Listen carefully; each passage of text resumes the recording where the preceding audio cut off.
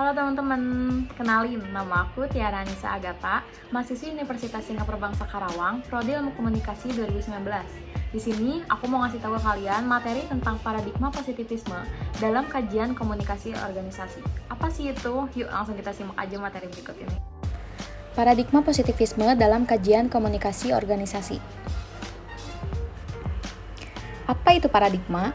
Istilah paradigma cenderung merujuk kepada dunia pola pikir ataupun teknis penyelesaian masalah yang dilakukan oleh manusia.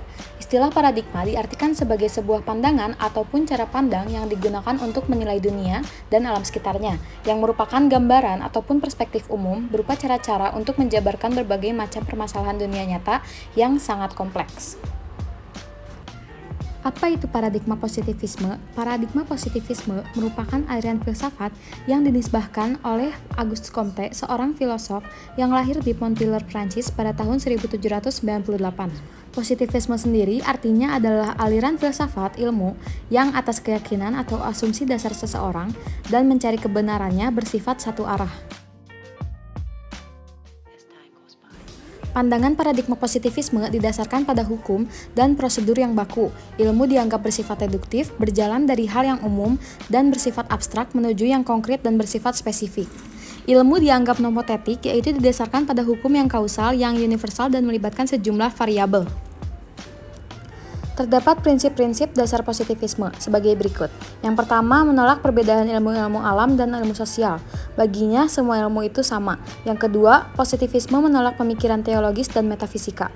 Dan yang ketiga, berusaha menyatukan ilmu dalam satu bahasa universal. Dan yang keempat, memandang tugas filsafat sebagai analisis atas pernyataan. Lalu ada gagasan positivisme atau asumsi dasar. Yang pertama ada ontologi, yaitu ilmu yang membahas tentang hakikat sesuatu yang ada sehingga sesuatu tersebut bisa dipercaya masyarakat. Yang kedua epistemologi, yaitu cabang ilmu filsafat yang membahas tentang ilmu pengetahuan dari sesuatu yang ada di dalam pendidikan. Dan yang ketiga aksiologi, adalah ilmu pengetahuan yang membahas hakikat nilai yang ditinjau dari kefilsafatan. Lalu apa sih komunikasi organisasi? Komunikasi organisasi merupakan bentuk pertukaran pesan antara unit-unit komunikasi yang berada dalam organisasi tertentu. Menurut Arnold dan Feldman, mengungkapkan komunikasi organisasi yaitu suatu proses pertukaran informasi di antara orang-orang yang ada di dalam sebuah organisasi yang melalui 4 tahapan, yaitu yang pertama attention, yang kedua comprehension, yang ketiga acceptance as true, yang keempat retention.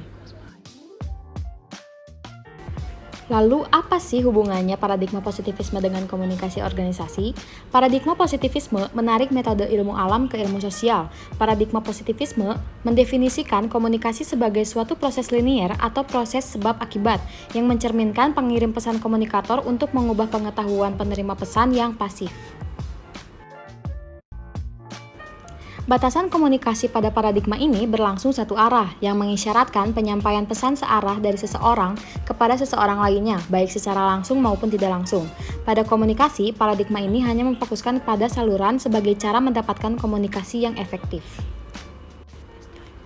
Paradigma positivisme dalam komunikasi organisasi lebih mengutamakan terhadap proses komunikasinya dan keefektivitasan sebuah komunikasi di dalam suatu organisasi.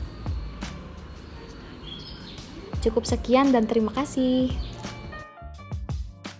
Oke, jadi cukup sekian teman-teman materi yang bisa aku sampaikan tentang paradigma positivisme dalam kajian komunikasi organisasi.